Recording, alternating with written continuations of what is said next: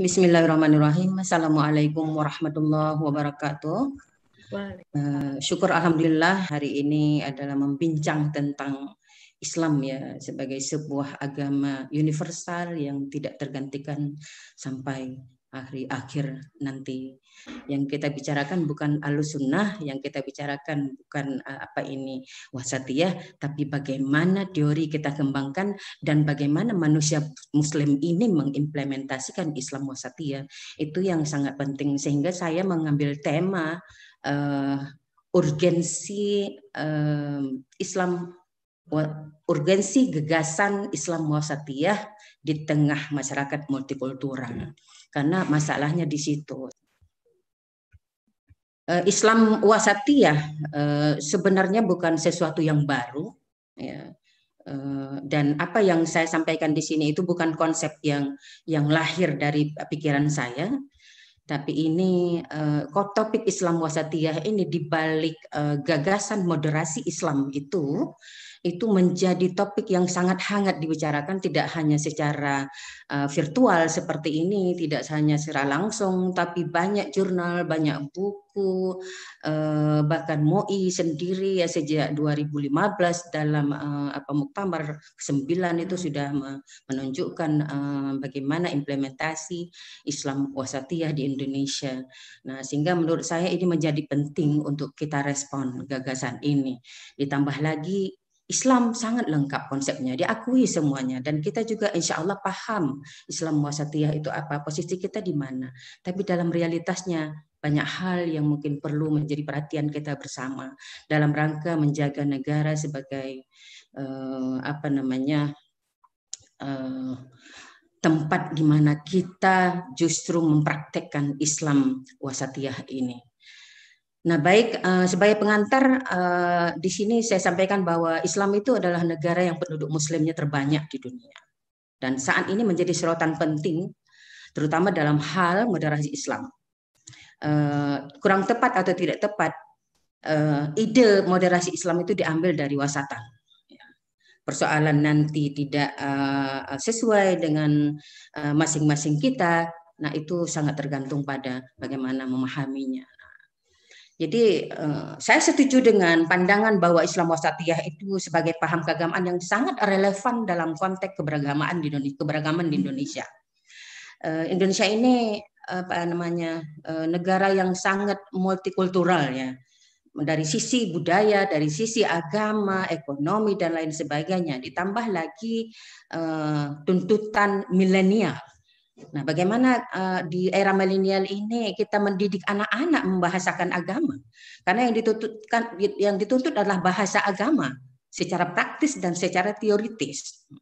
Saya kagum dengan Zakir Naik, ya. Sekali dia bicara bisa membuat non-Muslim itu mengakui kebenaran Islam dengan mengucap 2 kalimat syahadah. Nah, itu menjadi penting bagi kita. Ternyata kita belum sampai ya. Apa yang pesan di dalam Islam itu belum cukup sampai kepada masyarakat. Nah, sehingga kadang-kadang ada sisi-sisi kiri dan kanan yang dimunculkan oleh umat Islam sendiri. Umat Islam pada saat ini minimal menghadapi 2 tantangan. Pertama, kecenderungan sebagian umat Islam untuk bersifat ekstrem sebagaimana yang dikatakan tadi oleh Tusop ya, dan ketat dalam memahami teks-teks keagamaan. Nah, bahkan sampai pada titik mencoba memaksakan cara tersebut di tengah masyarakat Muslim. Nah, belum lagi kepada masyarakat lainnya. Nah, akhirnya ya tidak aneh jika dalam Islam juga terjadi kekerasan. Nah, bayangkan ketika kekerasan atas agama terjadi, ulama memilih diam.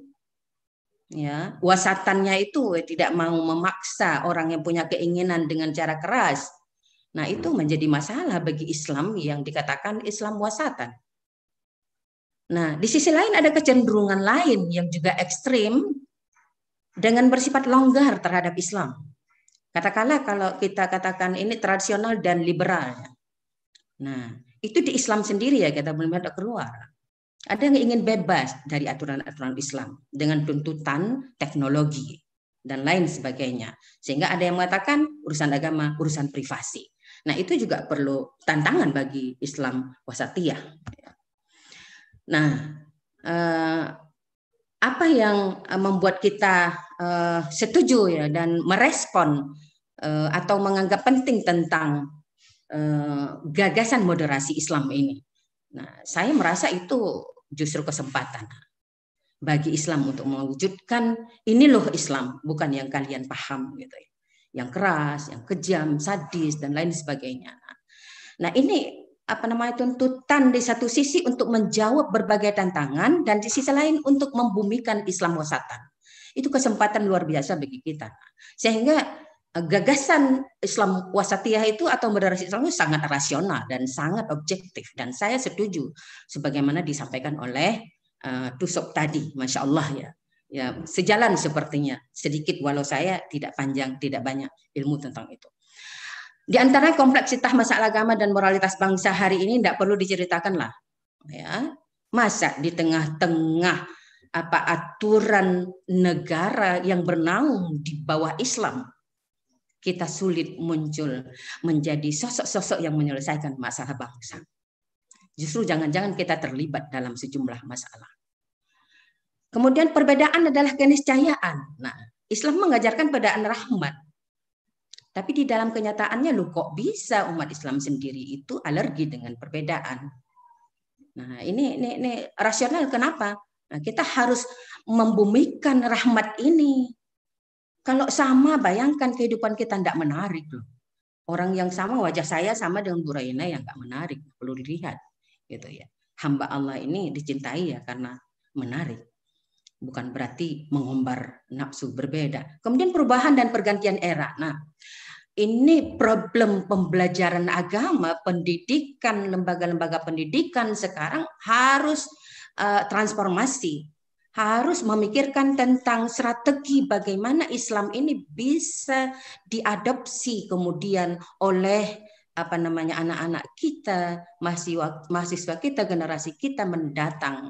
Karena ada tradisi, bagaimanapun pintarnya manusia tidak bisa menggantikan tradisi itu. Nah, dalam hal ini sebenarnya saya di awal saya buat bagaimana melihat Islam wasatan dari sisi filsafat perennial. Ada sesuatu yang perennial, ada sesuatu yang primordial. Semodern apapun manusia, dia bisa apa namanya menjalankan ini. Nah, ini yang menurut Tusok tadi itu apa namanya integrasi antara pemikiran, emosional dan syahwat. Jadi keseimbangan ketiga hal itulah wasatan. Kemudian pergeseran paradigma dan transformasi pemikiran. Nah, hari ini banyak orang memandang agama itu urusan privasi, maka secara internal di dalam di anak-anak kita itu harus kita tanamkan akidah, ketauhidan, ketakwaan yang kuat, karena di luar sana global, di luar sana banyak tuntutan lain yang akan apa namanya membawa dia ke kehidupan milenial. Dan tuntutan aktualisasi moderasi agama sudah disampaikan tadi. Kemudian program pemerintah mengajak ulama bersatu, nah untuk membumikan Islam moderat. Nah ini ada apa ini pemahaman yang negatif. Nah, padahal ini menyerukan agar umat Islam ya menjadi gerak apa ini menjadi apa ini berdiri di garis depan untuk bergerak mengikis paham radikal di Indonesia. Kemudian tantangan Islam wasatiyah itu tidak kecil ya, terutama pemahaman agama tadi dan alam politik di Indonesia. Wah, luar biasa.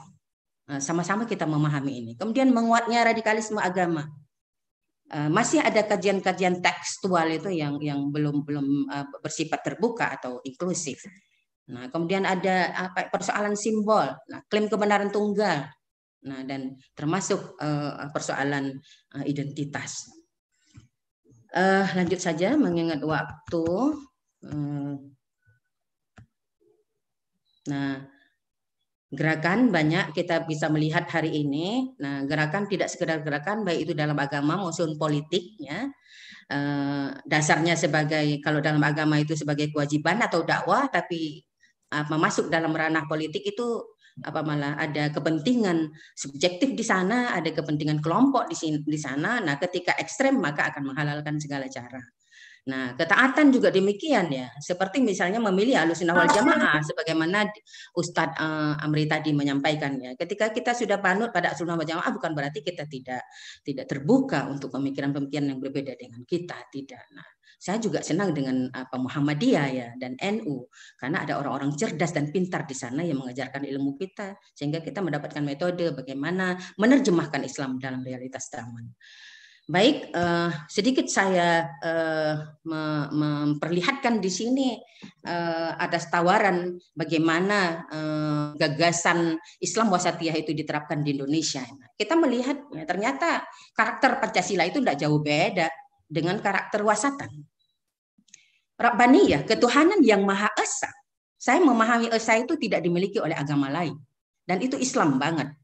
Kenapa? Karena Maha Esa itu tunggal, tidak didahului oleh angka 0 dan tidak dilanjutkan oleh angka 2. Ya, keesaan Tuhan itu bukan angka 1. Kemahkeesaan itu sangat tinggi nilainya. Nah, ini kita lihat ini ya problem humanis ya. Keadilan, kebersamaan, umat wahidah, khaira ummah ya. Keadilan, keseimbangan, nilai-nilai humanis, religius ini sama. Dalam Pancasila juga gitu.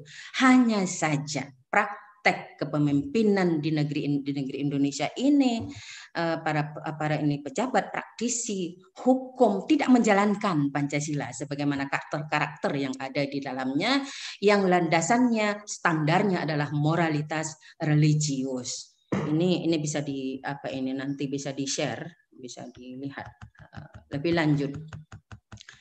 Bapak Ibu dan peserta yang kami muliakan. Nah, MUI juga merumuskan Islam wasatan sebagai sebuah solusi bagi problem kebangsaan pada Munas 19 2015. Munas 9 ya, ke-9. Ada tawazun ini sama. Ini konsep Islam. Nah, dalam kurungnya itu ya kelihatan bahwa program pemerintah itu menuntut keseimbangan. Laki-laki dan perempuan, ada program gender harus masuk di dalam sistem atau regulasi. Nah, ada toleran, egaliter, musyawarah sama, syura. Wasyawirhum fil amri wajadilhum billati hiya ahsan, dan itu dilakukan dalam aturan MPR dan DPR. Hanya saja manusia belum maksimal melaksanakan ini. Nah, mendahulukan yang prioritas, dinamis dan inovatif. Semua dasarnya Islam. Nah, karena konsep dasar pengetahuan hanyalah satu, yakni tradisi universal yang ada di dalam Islam. Nah, analisisnya bisa kita lihat sini. Baik Islam wasatiyah dan nilai-nilai luhur Pancasila, keduanya mengapresiasi unsur rabbaniyah, ketuhanan dan insaniyah, kemanusiaan, dan menjunjung tinggi nilai moralitas religius sebagai cermin bangsa yang berkarakter. Nah, ini menjadi masalah sekarang karena karakter bangsa yang beradab seakan-akan hilang ya dengan adanya kekerasan, chaos dan lain sebagainya. Mengkombinasikan antara madiyah dengan ruhiyah. Kepentingan ekonomi juga akan menciptakan keseimbangan, akan menghapus kekerasan, akan menghapus kesalahan-kesalahan yang dilakukan oleh orang-orang yang tak siap hidup miskin. Itu juga masalah. Pasca pandemi ya, ada negatif, ada positifnya. Tapi banyak hal yang positif juga kita refleksi. Kemudian menggabungkan antara wahyu, revelation dan akal. Nah, ini sudah disampaikan oleh Ustadz Muhammad Yusuf tadi. Terutama sekali Islam itu adalah maslahah bagi umat, bagi individu, ya, maslahah bagi seluruh isi alam. Inilah makna dari rahmatan lil alamin. Sedikit lagi, nah saya ingin memperlihatkan saja keseimbangan antara Muslim. Nah, ini ajaran Islam menjadikan Muslim Indonesia ini berbeda. Kalau dikatakan tengah ya seperti ini. Nah, kita tidak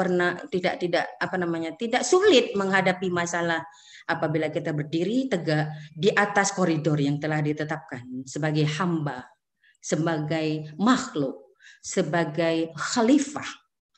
Nah, apa yang kita lakukan itu ya sudah ada aturannya, tinggal mengimplementasi. Nggak sulit, kesulitannya hanya ada di syahwat tadi, ketika keinginan tidak bisa dibawa ditarik ke tengah, membabi buta dalam ajaran Al-Ghazali. Lalu, nah ini tujuan beragama pada akhirnya di Indonesia, dan juga saya pikir di Islam juga sama. Ya.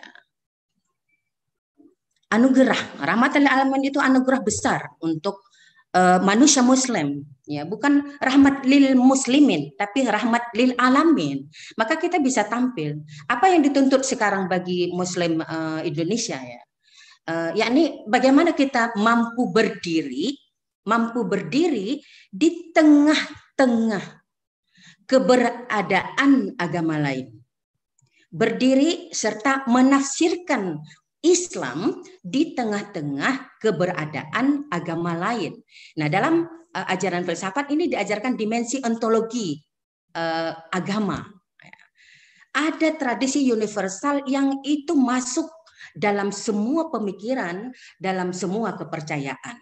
Itu salah satu jalan yang sangat luar biasa bagi Muslim untuk hidup dan berdiri tegak bagaimanapun, kapanpun keadaan apa yang dihadapi.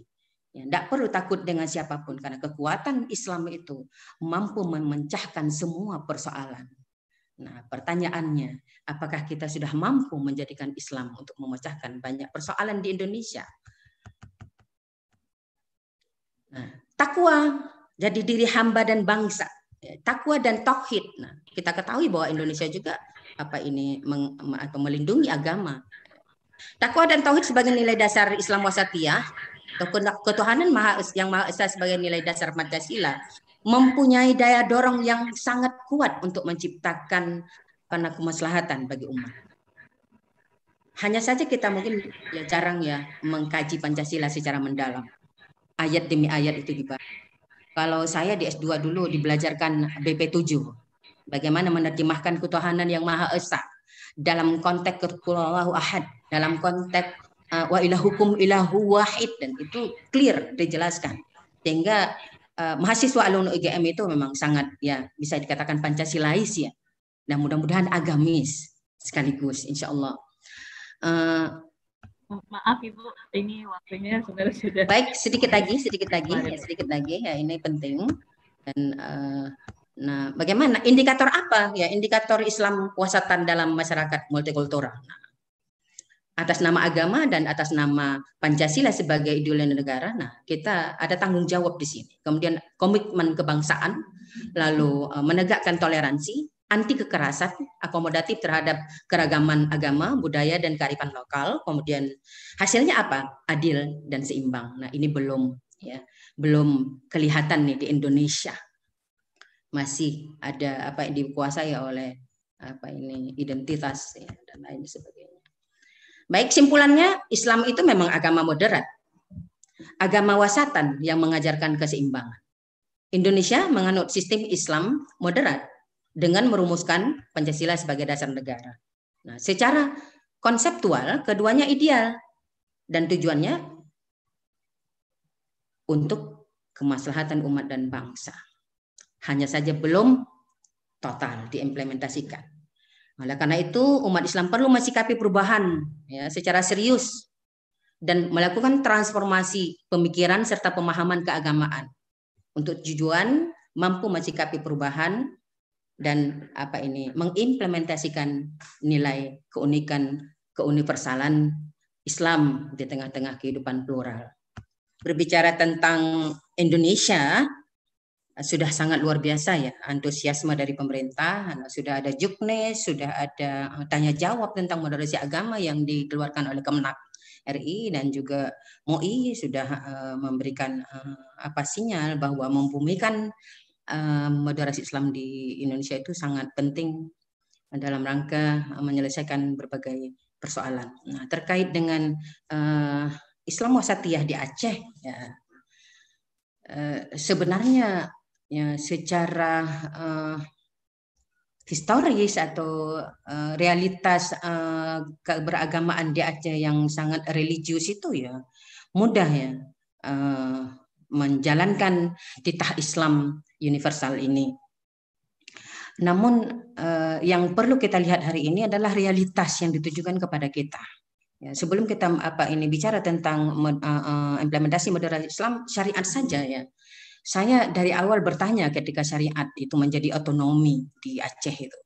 Apa blueprint penerapan syariat Islam di Aceh itu? Nah, pertanyaan itu keluar kembali ketika Prof. Syahrizal masuk menjadi ketua Kadis Aceh. Pak, ayo Pak segera lahirkan blueprint penerapan syariat Islam di Aceh. Jangan sampai orang berpikir, kita kembali ke masa Rasul. Saya katakan begitu. Lalu syariat sudah selesai. Berbagai macam ini pandangan pada waktu itu. Nah, lalu ada beberapa diskusi yang dibuat.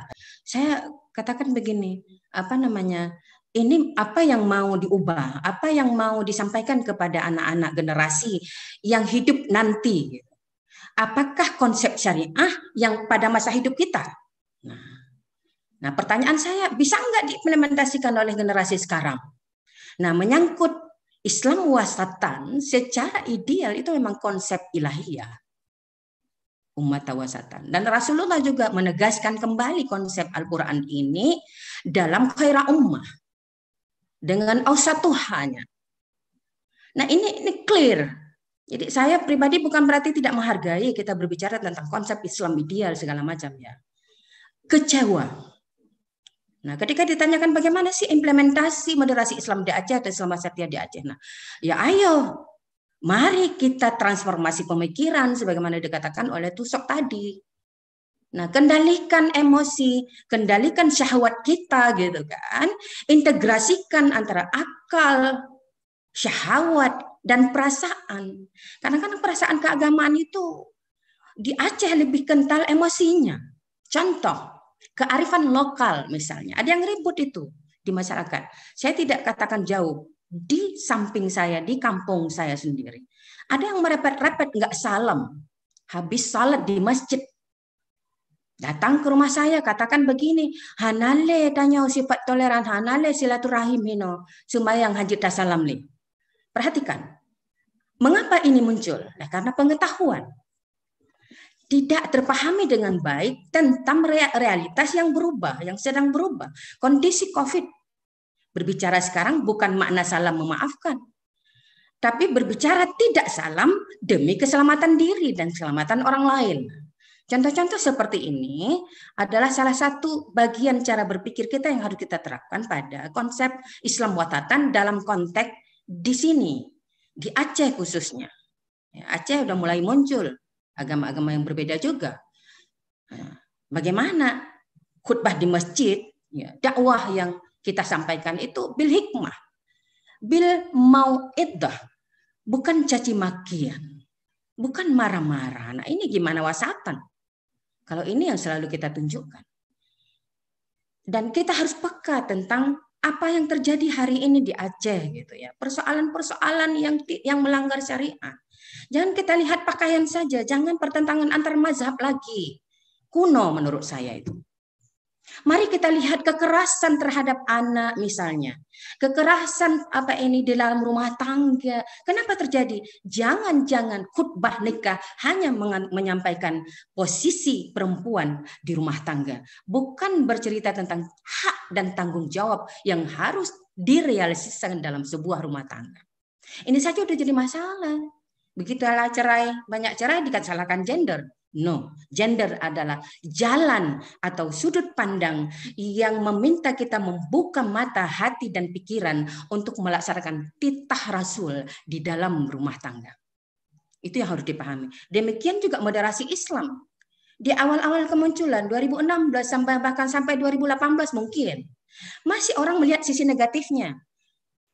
Nyankai nak pegat Islam liberal.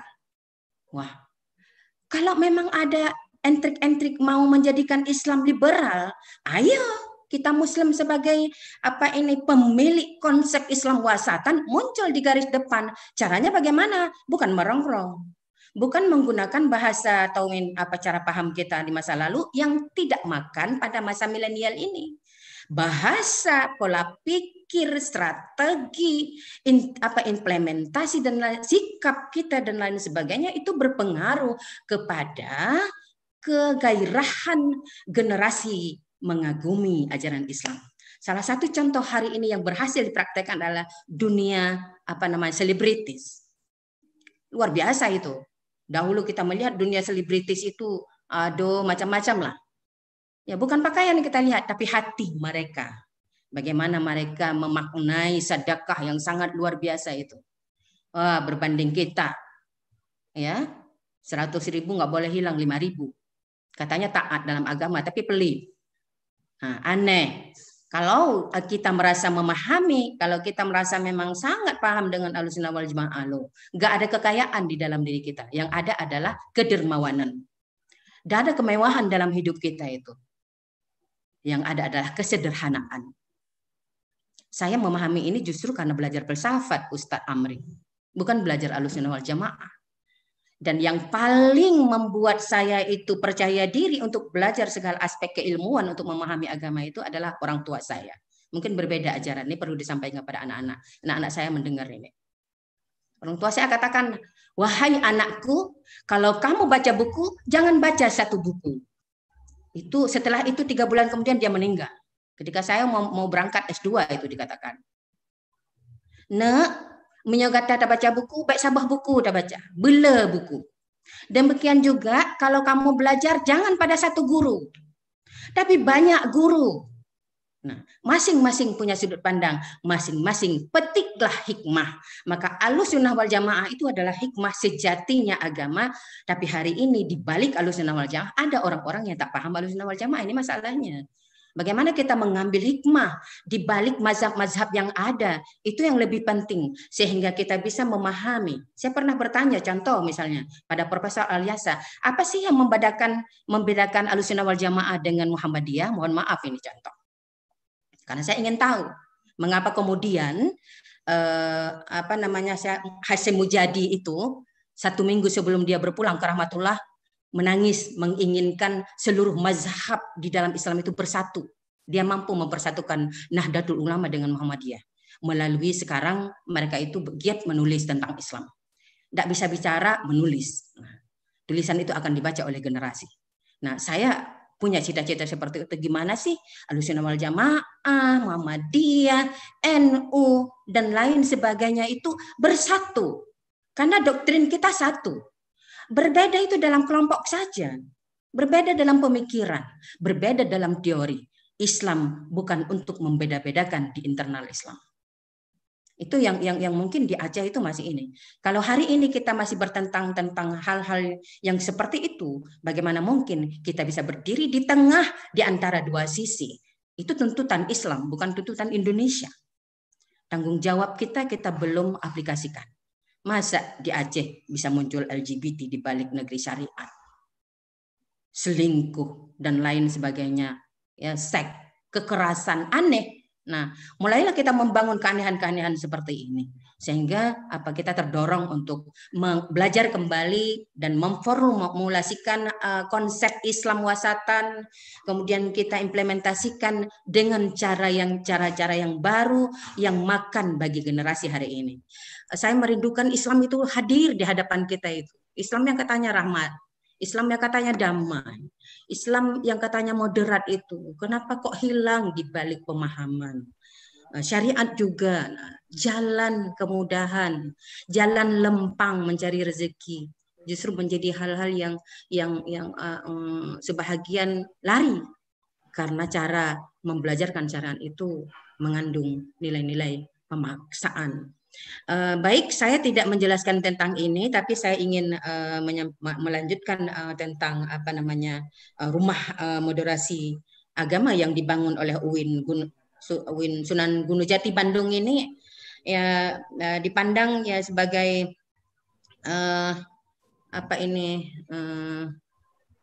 motor utama ya, yang pertama sekali yang menggerakkan konsep moderasi agama, implementasi moderasi agama. Karena yang di sana pada waktu itu tuh diingatkan oleh Menteri Agama bahwa sebetulnya moderasi agama itu bukan moderasi agama yang harus dikembangkan di rumah moderasi itu, tapi moderasi cara beragama, bukan moderasi agama. Kenapa? Karena agama memang sudah moderat, dan bukan hanya Islam moderat, yang lain juga moderat. Ya, Hindu juga mengandung hikmah moderasi di dalamnya. Kristen juga. Ya, misi kristenisasi itu kasih sayang sesama. Nah, kadang orang datang memahami misi itu sebagai kristenisasi. Salah besar. Kenapa? Karena kita melihat agama orang lain dengan cara pandang Islam. Mereka punya cara pandang sendiri. Maka kita, kalau kita ingin mengenal perbedaan, maka masuk ke dalam perbedaan itu. Bukan menciptakan. Sama seperti konsep-konsep baru muncul. Di Aceh sering sekali direspon dengan negatif. Modernitas dahulu. Karena direspon dengan negatif, akhirnya kita terlambat masuk dalam dunia modern. Ketika masyarakat barat meninggalkan modernitas, spiritualitas yes, organized no. Nah, kita sibuk dengan modernitas, sibuk dengan kelompok-kelompok. Kita terlambat karena sering merespon gagasan baru itu dengan cara-cara negatif, bahkan menciptakan konsep sendiri. Contohnya seperti gagasan pluralitas sebelumnya, sampai ribut itu.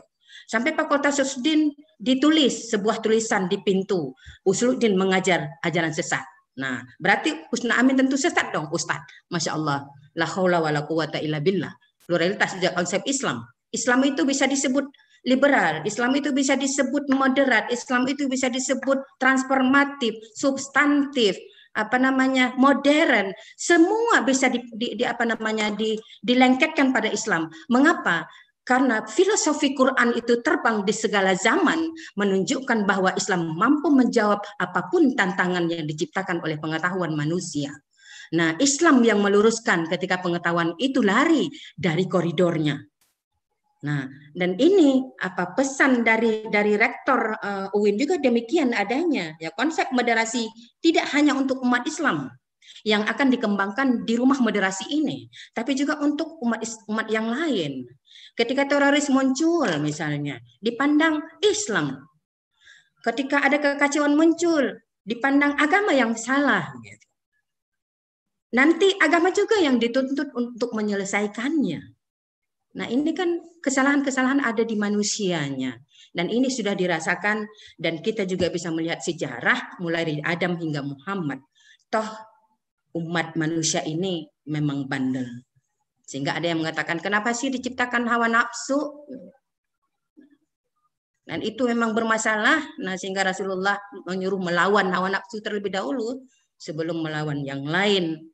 Nah, ini kita harus ikut pengajian nih dengan Ustadz Tusop ini. Ya, seperti ini. Jadi hari ini yang nampak di hadapan kita adalah nafsu-nafsu syahwat, Ustadz. Memang harus diakui. Meskipun ada yang marah gitu ya. Ingin mendapatkan posisi saja menghalalkan segala cara. Aduh, di mana letak Islam wasata? Harusnya Aceh tidak begitu. Nah, saya pribadi ya mohon maaf, saya tidak suka dengan politik. Ya. Saya tidak suka mendapatkan sesuatu dengan cara-cara yang tidak dipraktekkan Rasulullah. Saya bukan orang yang paham agama lebih dalam, Ustadz, tapi dibelajarkan dengan kondisi keluarga. Dan kuliah saya di Universitas Gadjah Mada yang justru masuk ke dunia ranah filsafat. Nah, saya mendapatkan hikmah filsafati sehingga spiritualitas agama itu justru saya dapatkan di sana. Salah satu yang mungkin bisa sedikit share dengan Ustadznya. Saya menulis disertasi tentang tradisi dalam filsafat perennial yang dikembangkan oleh Said Hussein Nasr dan orientasi kepada relevansi perkembangan pluralitas beragama di Indonesia. Saya menemukan di situ ternyata ada kebenaran universal Islam itu yang belum terjamah oleh kita. Yang menjadi saya ingat kembali kepada konsep itu adalah ketika moderasi Islam itu ditawarkan. Ini benar-benar kesempatan bagi umat Islam untuk mengembalikan nama baik Islam dari sisi anggapan-anggapan radikalis, ekstremis, teroris, dan lain sebagainya. Kita tidak mau Islam dilekat dengan berbagai macam hal yang negatif, karena Islam tidak layak sama sekali. Tapi pertanyaannya, mengapa lengketan negatif-negatif ini muncul kepada Islam? Itu kita perlu lihat realitasnya. Karena orang belajar agama melihat kita dalam kehidupan real.